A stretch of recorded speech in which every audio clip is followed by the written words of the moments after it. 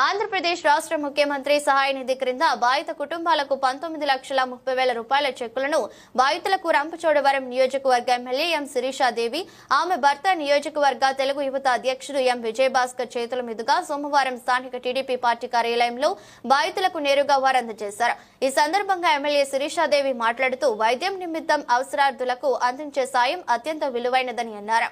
అదేవిధంగా రంపచోడవరం నియోజకవర్గంలో ఇదివరకు ఎక్కువగా సీఎం సహాయ నిధిని పొందిన లేదని అన్నారు. తాను ఎమ్మెల్యేగా ఎన్నికైన నాటి నుండి ఇప్పటి వరకు 30 మంది లబ్ధారులకు 35 లక్షల రూపాయలను అందించినట్టు వెల్లడించారు.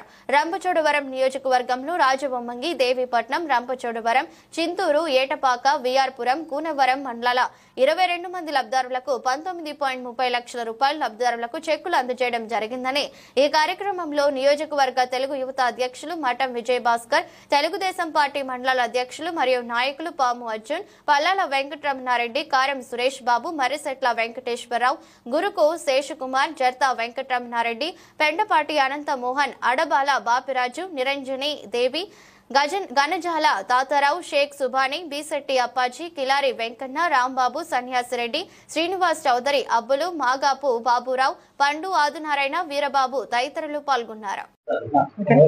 అందరికీ నమస్కారం అండి. నేను మీ మిరియాల శిరీషాదేవి, రంపచోడవరం ఎమ్మెల్యే.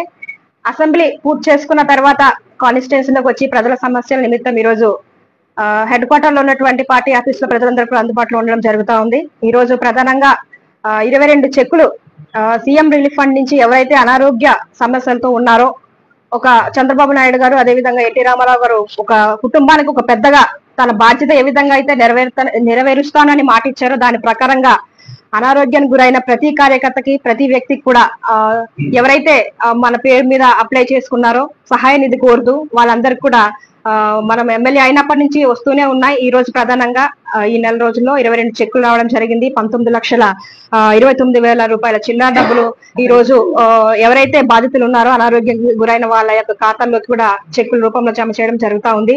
నిజంగా ఈ రోజు చూస్తే ప్రజలందరూ కూడా చాలా ఆనందంగా ఉన్నారు. ఎందుకంటే గతంలో చెప్తా ఉన్నారు, ఇప్పుడే గత 5 సంవత్సరాల నుంచి ఈ సీఎం రిలీఫ్ ఫండ్ అనేదే మాకు తెలియదు, ఒక బాగోలేని వ్యక్తికి సీఎం నుంచి సహాయ నిధి వస్తుంది అన్న సంగతి కూడా మాకు తెలియదు. అలాంటి కష్టకాలంలో మేము బ్రతికాము. కానీ ఈ రోజు మీ దయ వల్ల, మన చంద్రబాబు నాయుడు గారి యొక్క దయ వల్ల మాకి హాస్పిటల్ ఖర్చులకి ఎంతో కొంత అమౌంట్ మాకి జమ చేయడం జరుగుతూ ఉందని ప్రజలందరూ కూడా చాలా హర్షం వ్యక్తం చేస్తా ఉన్నారు. ఇది చాలా ఆనందదాయకమని మరొకసారి ముఖ్యమంత్రి గారికి, డిప్యూటీ సీఎం గారికి, మోడీ గారికి ప్రత్యేకమైన ధన్యవాదాలు తెలియజేస్తా ఉన్నాను.